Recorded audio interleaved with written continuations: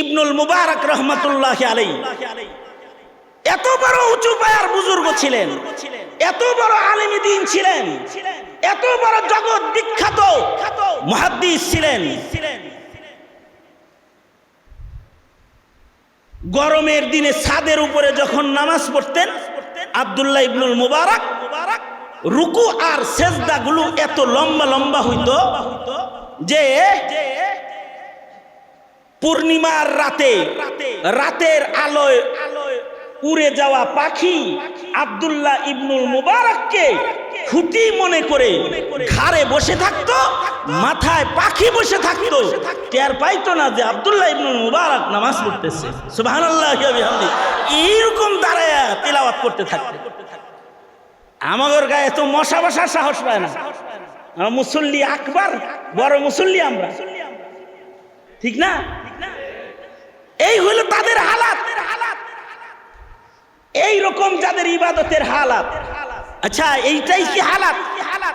ইমামে আবু হানিফা রহমতুল্লাহ আলাইহি, ইমামে আজম আবু হানিফা রহমতুল্লাহ আলাইহি বাচ্চা বয়সে মুফতি, বাচ্চা বয়সে, এই 40 বছর বয়স হওয়ার পরে মুজতাহিদ না, ফিতরাতান তাবআন খিলকাতান, বাচপানি, শৈশবে মুফতি, শৈশবে মুজতাহিদ। ইমামে আজম আবু হানিফা রহমতুল্লাহ আলাইহি বাচ্চা বয়স থেকেই আলেম হিসেবে এরকম ছিলেন। এটা ইমামে আজম, আমরা যারা হানাফি, এটা আমাদের গর্ব যে আমাদের ইমাম ইমামে আজম আবু হানিফা রহমতুল্লাহ আলাইহি উনি এই দুনিয়াতে সাহাবায়ে কেরামের পরে সবচেয়ে বড় ইলমের খাজানা আল্লাহ তাআলা নুমান বিন সাবিত ইমামে আজম আবু হানিফাকেই দান করেছেন, আর কাউকে দেন নাই, ওনাকেই দান করেছেন। এত বড় ওনার ইলমি মাকাম। এই কারণে হানাফি মাযহাব জগতের শ্রেষ্ঠ মাযহাব, হানাফি মাযহাব সংকলন করেছেন উনি, সাহাবায়ে কেরামের আমালগুলোকে একত্রিত করেছেন, নবীজির হাদিস, কোরআনে কারীম এগুলোকে সামনে রেখে, নবীজির সিরাত সামনে রেখে সর্বাধিক গ্রহণযোগ্য আমলের যে নুসখা মাযহাব উনি রেডি করে গেছেন, এটা হলো হানাফি মাযহাব। ইমামে আজম আবু হানিফা রহমতুল্লাহ আলাইহি যেখানে উদিত হইতেন সেখানে অন্যান্য আলেমদেরকে বাচ্চা মনে হইতো, বাচ্চা মনে হইতো। এখনো ওনার ফিকহি যে কারনামা, তারজিহু ইমামে আজম তারজিহু মাযহাব ইমামে আজম আবু হানিফা রহমতুল্লাহ আলাইহির মাযহাব কেন উঁচু, এর উপরে আব্দুল ওয়াহাব শাহরানী রহমতুল্লাহ আলাইহি আলাদা কিতাব লিখছেন।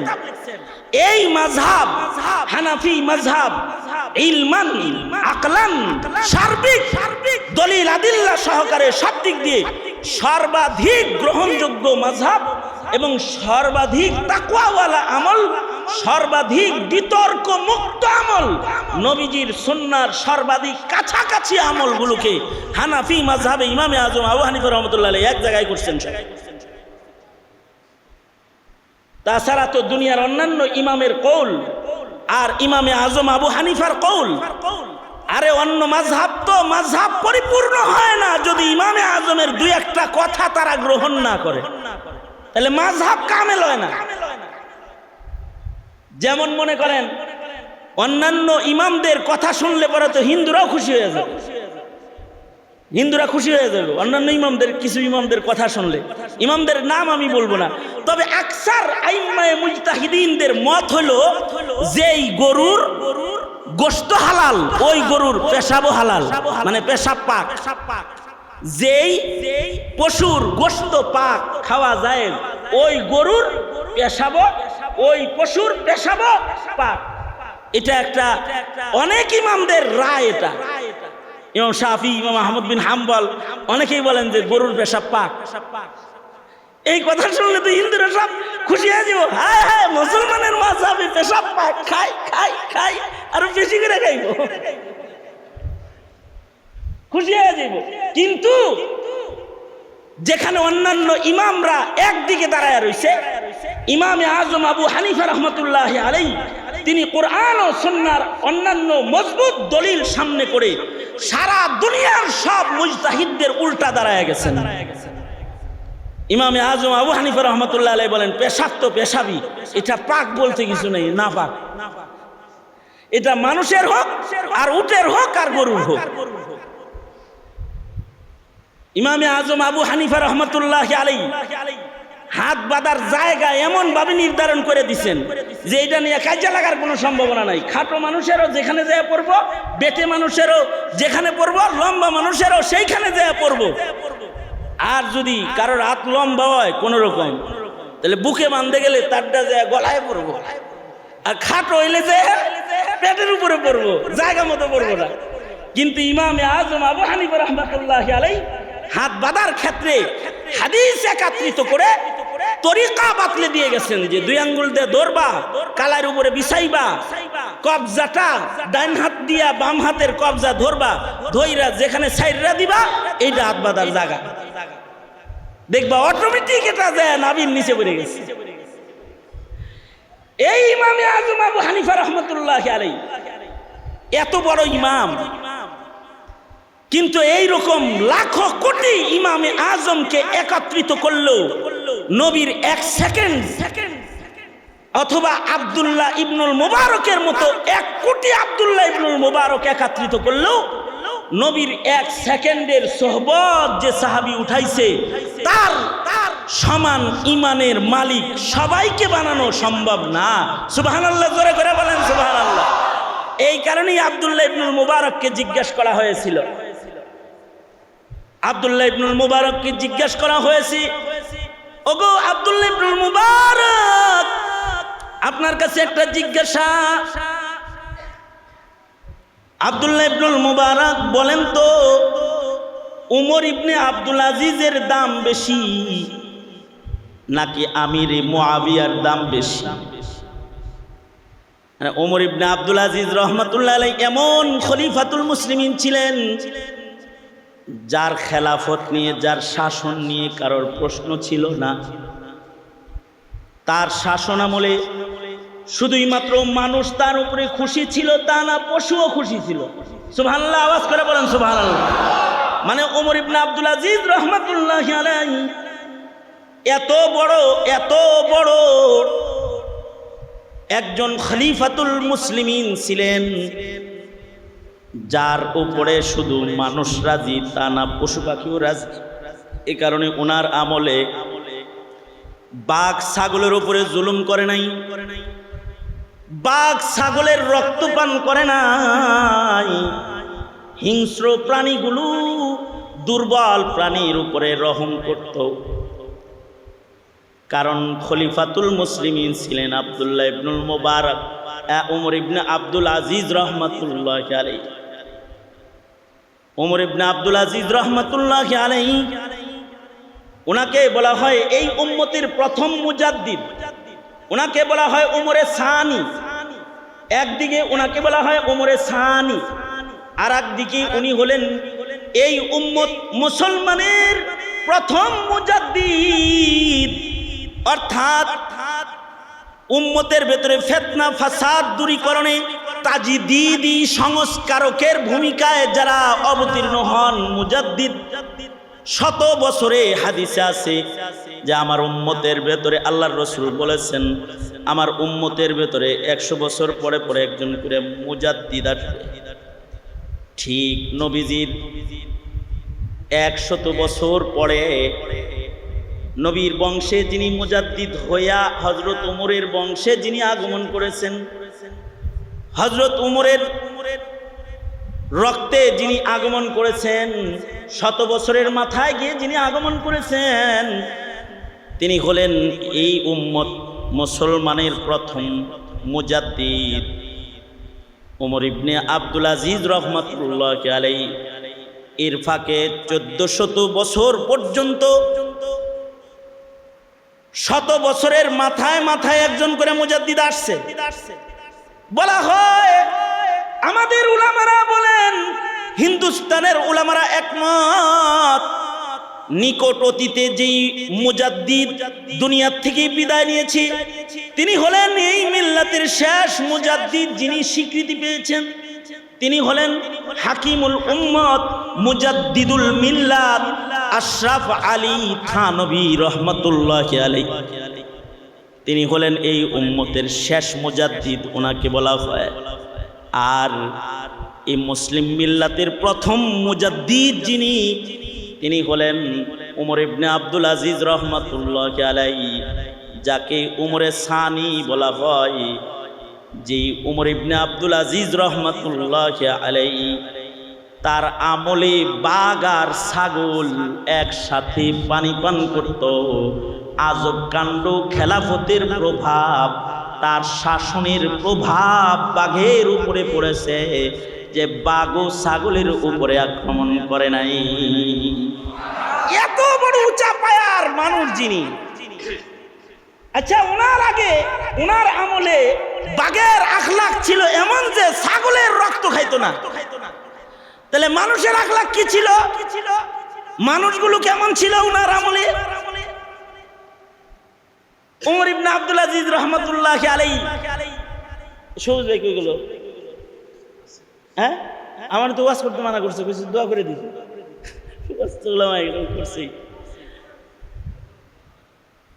আসলে ইসলাহি মাহফিল অনেক রাত করার কোনো সুযোগ নাই, দরকারও নাই। 11:30 বাজে গেছে, তে শেষ করে দিই। কিন্তু একটা কথা, এই কথাটা আমি যে কথাটা বলতে চাই এইটা বইলা শেষ করে দিই। আমি যেটা এতক্ষণ বলে আপনাদেরকে বুঝাইতে চাই, তাহলে উমর ইবনে আব্দুল আজিজের প্রভাব পশুর উপরে যদি পড়ে, তাহলে মানুষের উপরে কেমন পড়ছে? মানুষের উপরে পড়েছিল এমন যে এই উমর ইবনে আব্দুল আজিজ রহমতুল্লাহি আলাইহি, এই খেয়াল করে শুনেন, তাহলে সুবহানাল্লাহ অটোমেটিক বাইরে হইব, জোর করে বলান লাগবে না। এই উমর ইবনে আব্দুল আজিজ রহমতুল্লাহি আলাইহি ঈদের আগের দিন নিজের সন্তানদেরকে ঘরে, ওনার সন্তানরা ওনাকে এসে ধরছে, ধরে কি বলতেছে? ওনার মেয়েরা, উমর ইবনে আব্দুল আজিজের মেয়েগুলো, মেয়েদেরকে বাপে একটু বেশি আদর করে না? এটা তো পরের বাড়ি জায়গা, তো আদরটা একটু বেশি করে। এই মেয়েরা এসে উমর ইবনে আব্দুল আজিজকে বলতেছে, কি বলে? আব্বা, আগামীকালকে ঈদ, কিন্তু আমাদের ঘরে বাজারও নাই, আমাদের গায়ে সেরা কাপড়, একটা নতুন কাপড়ও নাই। আপনি খলিফাতুল মুসলিমিন, আব্বা জান, আমরা জানি আপনার কাছে টাকা নাই, কিন্তু আব্বা জান আমাদের মাথায় একটা কথা আসছে, এই মাসে আপনি যে বেতনটা, সরকারি যে ভাতাটা আপনি পাবেন, এই মাসে যে ভাতাটা আপনি পাইবেন, ওই ভাতাটা কি একটু অগ্রিম উঠায়া আমাদেরকে একটা নতুন জামা কিনা দেয় না? আমরা একটু নতুন জামা গায়ে দিয়ে ঈদের দিনে ঘুরতাম। ওমর ইবনে আব্দুল আজিজ রহমতুল্লাহি আলাইহি মনে মনে ভাবলেন, মেয়েরা তো ঠিকই কইছে, যাই এক মাসের আগাম বেতন গ্রহণ কইরা একটু সন্তানদের একটা নতুন জামা খরিদ করে দেই, ঈদের দিন নতুন জামা পরা সুন্নাত। আব্দুল আজিজ রহমতুল্লাহি আলাইহি, উমর ইবনে আব্দুল আজিজ রহমতুল্লাহি আলাইহি বাইতুল মাল মুহাফিজের কাছে যায়, কেশিয়ার রে যায় বলে, এই মুহাফিজ সাহেব, চলতি মাসের রানিং মাসের বেতনটা কি আমাকে একটু অগ্রিম দেওয়া যায়? কারণ আমার বাচ্চাদেরকে ঈদের জামা বানায় দিতে পারি নাই, আমাকে কি একটু আগাম বেতন দিবেন? দেখেন, মুহাফিজ বলতেছে, হ্যাঁ দিতে পারি, কিন্তু আপনি তো আমাকে আমানতের তালিম শিখাইছেন, আপনার তালিম মতো একটা কাজ করলে দিয়ে দেন যায়। সেটা হলো অগ্রিম আপনারে দিলাম, কিন্তু একজন জামিনদারের দস্তখত লাগবে, একজন জামিনদারের দস্তখত লইয়া অগ্রিম বেতন লইয়া যান। জামিনদারের দস্তখত কেন? মুহাফিজ বলে, কেশিয়ার সাহেব বলতেছে, বাইতুল মালের অগ্রিম বেতন আপনারে দিয়ে দিব, কিন্তু রাতের বেলায় যদি আপনার মৃত্যু হয়ে যায় আর আপনি যদি মইরা যান, তাহলে আমিরুল মুমিনিন বেতনটা তো আপনার অগ্রিম নেওয়া হতেছে, এটার মালিক তো আপনি আর থাকবেন না। কম আজ কম একজন জামিনদারের দস্তখত দিয়ে যান। আপনি মইরা গেলে টাকাটা কার কাছ থেকে নিয়ে আমি বাইতুল মালের ইনসাফ হিসাব মিটাম। কথাটা শোনার পরে ওমর ইবনে আব্দুল আজিজ রহমাতুল্লাহ আলাইহি নিজের কোষাধ্যক্ষকে বুকের ভিতরে জড়ায়া ধইরা চুমা খায়া কয়, পুরান কাপড়েও ঈদ করা যাবে, কিন্তু আল্লাহরে নারাজ বানায় কবরে যাওয়া যাবে না। অগ্রিম বেতন আমি নিতে পারবো না। ঘরে যায় নিজের মেয়েদেরকে ডেকে বলে, মেয়েরা রে, নতুন জামার বদলে পুরান জামা গায়ে দিয়ে যদি তোমাদের ঈদ হয়, বিনিময়ে তোমাদের বাপ যদি নিরাপদে আল্লাহর কাছে যায়, তাহলে এটা ভালো হয় না? ঋণগ্রস্ত করে নিজের পিতাকে কেন কবরের পথের পথিক তোমরা বানাবে? সবর করো, নিয়ামাল বদল আখিরাতে দিবে আল্লাহ। এইরকম একজন খলিফাতুল মুসলিমিন, আরে তার প্রভাব ছাগলের উপরে, হিংস্র প্রাণীর উপরে পড়বে না তো কার উপরে পড়বে? শুধু মানুষের উপরে পড়ে নাই, পশু পাখির উপরে যার খেলাফতের প্রভাব পড়েছে। এই উমর ইবনে আব্দুল আজিজ রহমাতুল্লাহ আলাইহি ভালো মায়ের গর্ভের থেকে জন্মাইছেন। এ কারণে বিয়া শাদিতে আল দেখা বিয়া করতে হয়। আলের একটা মর্যাদা আছে। এ কারণে আল্লাহ তাআলা 100 সূরার ভেতরে আলের উপরেও সূরা নাজিল করছে, আলে ইমরান। আল যদি ভালো হয়, সন্তানগুলা ভালো হয়। উমর ইবনে আব্দুল আজিজ এমন রক্তে জন্মগ্রহণ করেছে, তার মায়ের রক্তটা কেমন ছিল যে হযরত উমরে ফারুক রাদিয়াল্লাহু আনহু রাতের বেলায় ঘুরতেছেন, দেখে যুবতী মেয়েকে মা বলতেছে দুধে পানি মিশাও। মেয়ে বলতেছে, মা, রাতের আধারে দুধে পানি মিশাইলে কি হবে? পৃথিবীর কেউ দেখে না মা, কিন্তু আল্লাহ কিন্তু দেখতেছে। মাগো, রাতের অন্ধকারেও মুসলমান কোনো গুনাহ করতে পারে না। এই তাকওয়া দেখে সকালবেলায় খলিফাতুল মুসলিমিন হযরত ওমর বিন খাত্তাব রাদিয়াল্লাহু আনহু নিজের ছেলে দিয়া এই মেয়েটাকে বিয়ের জন্য প্রস্তাব করে পুত্রবধূ বানায় ঘরে নিয়ে গেছেন। আর এই রক্তেই জন্মগ্রহণ করেছেন ওমর ইবনে আব্দুল আজিজ, যার আমলি অবস্থান, যার খেলাফতের অবস্থান কত উঁচু। এই রকম ওমর ইবনে আব্দুল আজিজ সম্পর্কে জিজ্ঞাসা করা হচ্ছে, এই ইবনুল মুবারক, ওমর ইবনে আব্দুল আজিজ বেশি দামি নাকি মুআবিয়া বেশি দামি? সাহাবী কাতিবে ওহী মুআবিয়া, যাকে নিয়ে একটু মতানৈক্য আছে।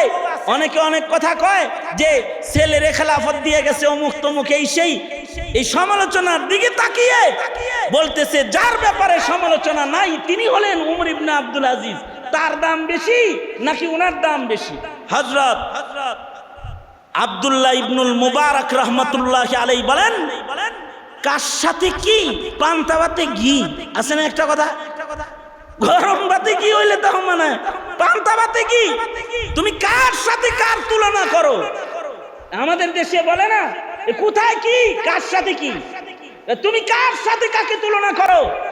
এমন ওমর ইবনে আব্দুল আজিজ লক্ষ লক্ষ জড়ো করে একদিকে রাখলে আমিরে মুআবিয়া নবীর সাহাবী, সোহবতওয়ালা সাহাবী, কাতিবে ওহী সাহাবী, তাকে আর এক পাশে রাখা তো দূরের কথা। ওমর ইবনে আব্দুল আজিজকে দিয়ে তো আমিরে মুআবিয়ার যুদ্ধরত অবস্থায় নবীর সাথে যখন যুদ্ধ করেছে, তার ঘোড়ার নাক দিয়া যে দুলাগুলো গেছে আর আসছে, ওইগুলোর সাথে, ওই দুলাবালির সাথেও তো ওমর ইবনে আব্দুল আজিজের তুলনা চলে না। সাহাবী তো সাহাবী। এই রকম ইমাম মুহাম্মদ অথবা ইমামে আজম আবু হানিফা অথবা আব্দুল্লাহ ইবনুল মুবারক অথবা ওমর ইবনে আব্দুল আজিজ, এরকম লাখ লাখ কোটি কোটি মুজতাহিদ একত্রিত করেও এক সেকেন্ডের জন্য নবীর সান্নিধ্য যিনি উঠাইছে সাহাবী, তার দাম সকলকে দিয়ে সমান বানানো সম্ভব নয়।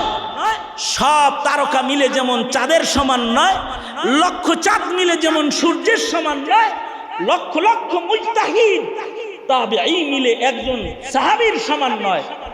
এই যে সাহাবীর সমান যে হতে পারতেছে না, ওয়াইসুল কারনি, লাখো ওয়াইসুল কারনি এক জায়গায় করলেও একজন সাহাবীর সমান হবে না।